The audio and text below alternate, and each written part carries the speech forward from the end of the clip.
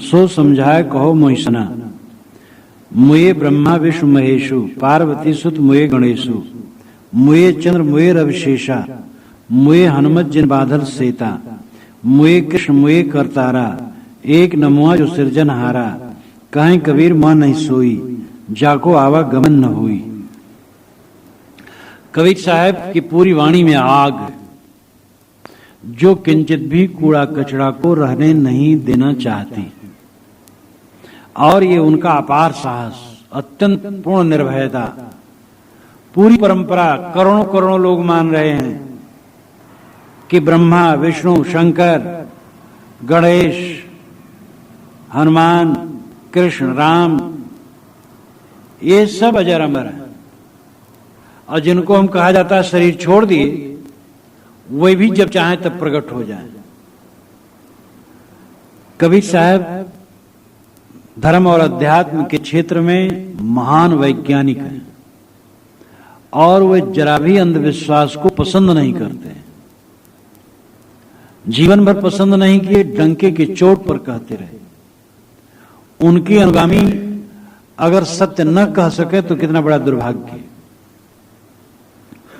हजारी प्रसाद द्विवेदी ने लिखा है कि कबीर ने सत्य कहा, लेकिन कबीरपंथी समझौता करने पर पड़ गए, और कबीरपंथी ये कहने लगे कि मैं वही कह रहा हूं जो सब कह रहे हैं भाई, मैं कुछ और अलग नहीं कहता हूं। और समझौता करते करते इतने बह गए कि अपनी वास्तविकता को ही छोड़ दिए, और ये सबसे बड़ा दुर्भाग्य का काम हुआ।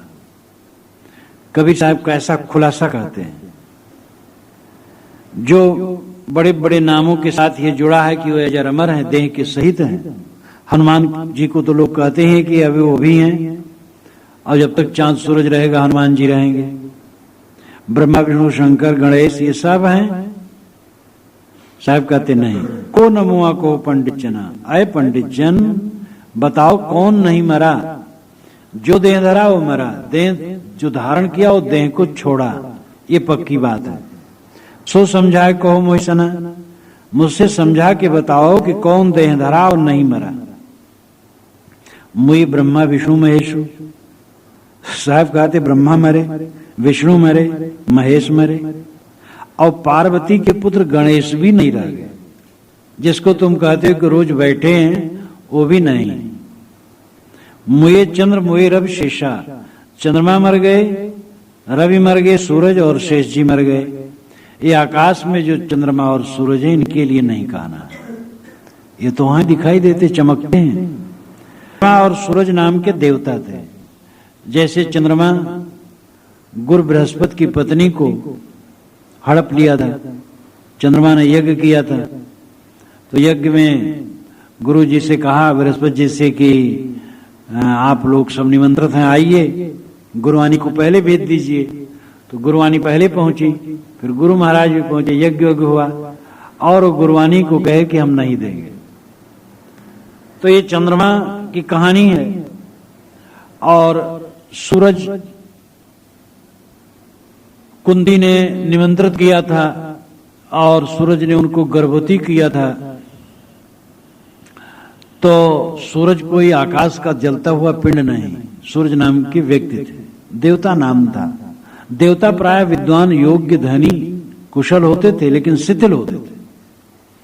योग्यता देवताओं का आचरण कोई बढ़िया नहीं होता था। ये तो गोस्वामी जी ने भी किया है, पूरे मानस में देवताओं को खूब काटा। ये देवता सठ मूर्ख, बहुत उल्टा पलटा कहा है। इंद्र को तो कुत्ता कहा है, सुखाण ले भाग सठ। तो देवता शिथिल आचरण के होते थे। तो साहब कहते ये सब भी तो मरे, चंद्रमा मरे, सूरज मरे, और शेष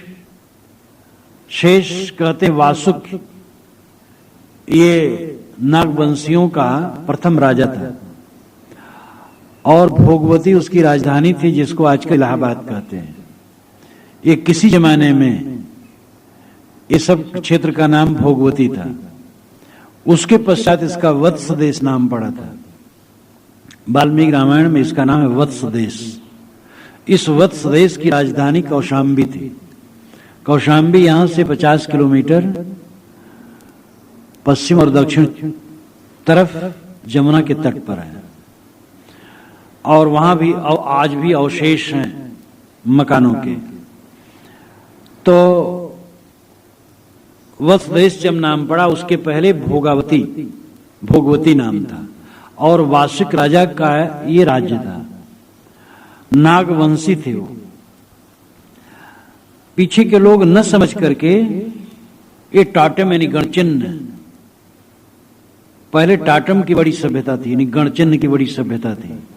जैसे वानर, हनुमान, बाली, सुग्रीव, ये वानर गोत्री थे।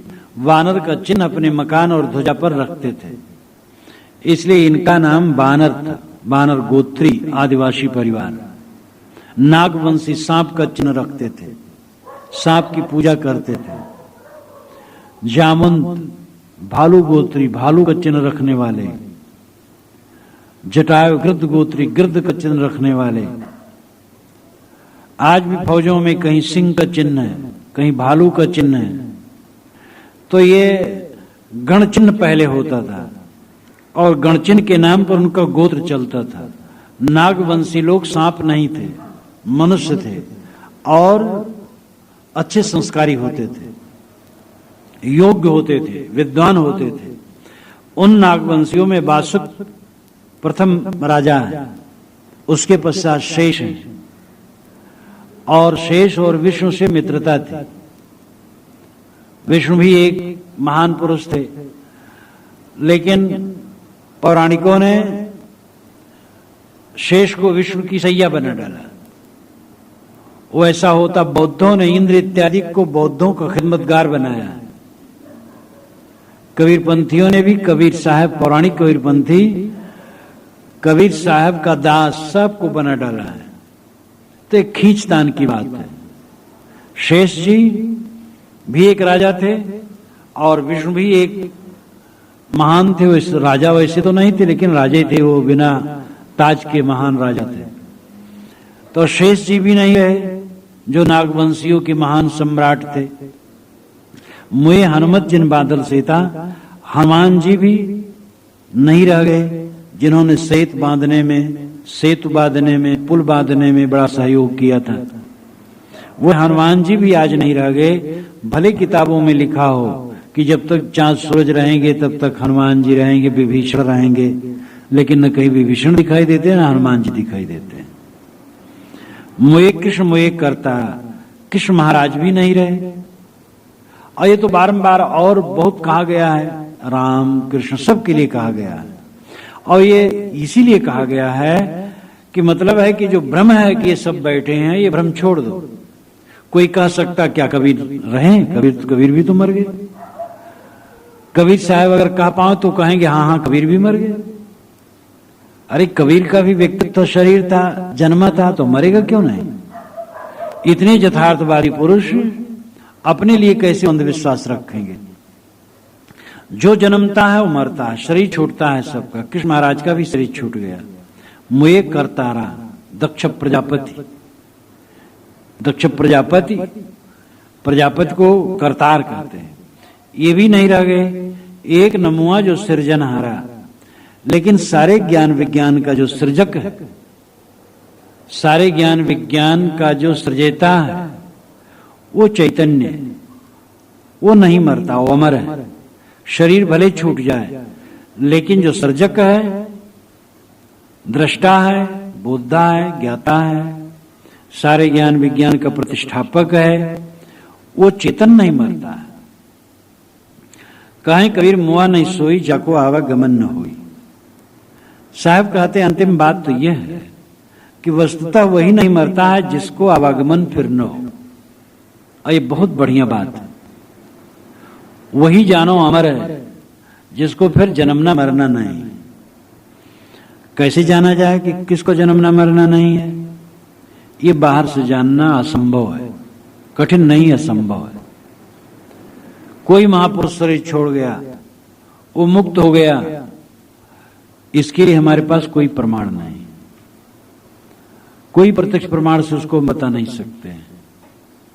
बस यही है प्रमाण कि जिसके जीवन में पूर्ण तृप्ति हो गई, निष्काम वृत्ति हो गई, मन की हलचल खत्म हो गई, लालसाएं समाप्त हो गई। पुत्र इच्छा, वित्त इच्छा, लोक इच्छा। पुत्र की इच्छा नहीं, धन की इच्छा नहीं, सम्मान की इच्छा नहीं। और साधो ये मुर्दों का गांव, सब कुछ मृत समझकर अंत में जिसका पूर्ण वैराग्योदय हो गया और वैराग्य पूरा है, स्वरूप भाव में स्थित है, आत्म संतुष्ट है, वो मुक्त है। जीव का गमनागमन वासना से होता है, जिस जीवन में हम अंदाज सकते हैं। जिसको जहां इच्छा होती वहां जाता है, इच्छा ना हो तो नहीं जाता है। शराब की दुकान पर सदाचारी कभी नहीं जाता है। सत्संग में वैसे लोग नहीं आते जो उटपटांग लोग हैं। तो जहां जिसकी इच्छा होती वहीं वो जाता है। जगत में इच्छा अगर जगत की है तो जीव जगत में आएगा। जगत की इच्छा ही मिट गई तो क्यों आएगा?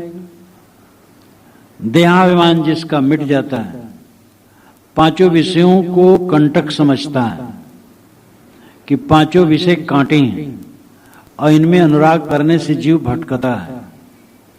यह जिसको साक्षात्कार हो जाता है, जिसके चित्त में निरंतर जैसे आग दहकती हो निरंतर, उसी ढंग से जिसके चित्त में वैराग दहकता रहता है और कभी भी भ्रम नहीं पड़ता है कि विषयों में सुख है, वो मुक्त होता है।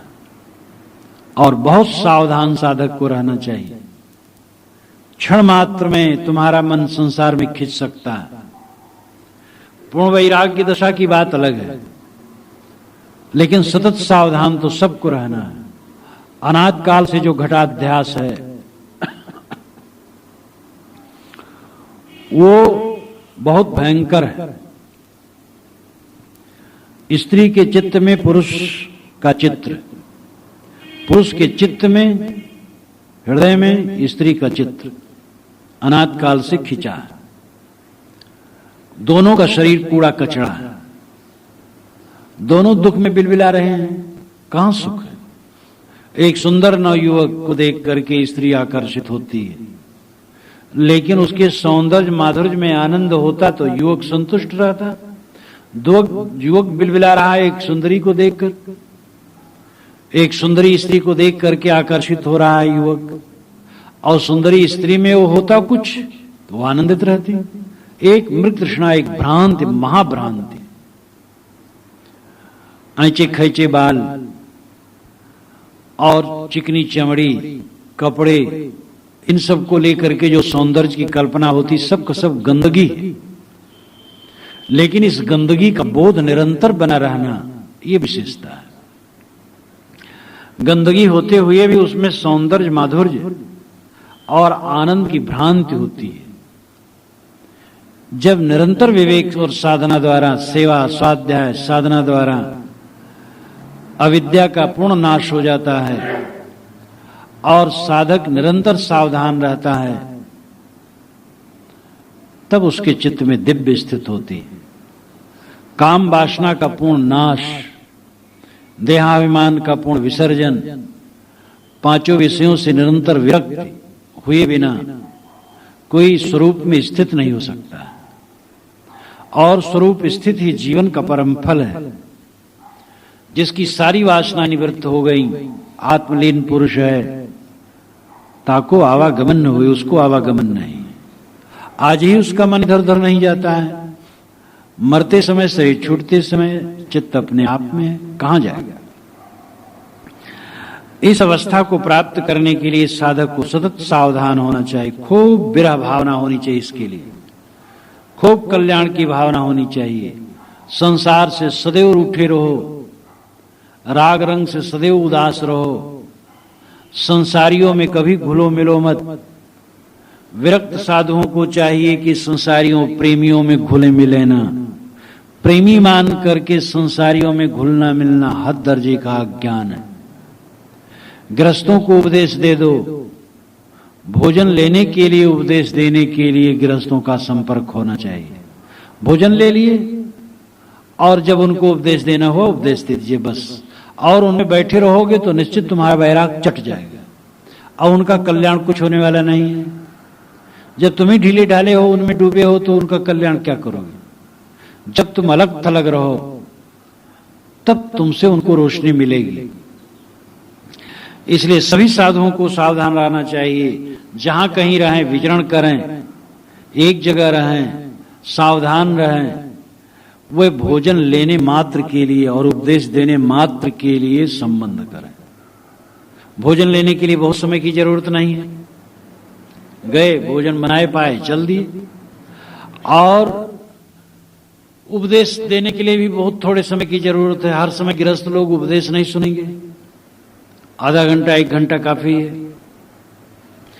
तो इस प्रकार साधु को चाहिए कि संसारियों से अलग थलग अपने को बनाए रखे, जैसे वो साधना में डूबा रहे, और फिर तो उसकी रोशनी गृहस्थों को भी प्रकाश देगी।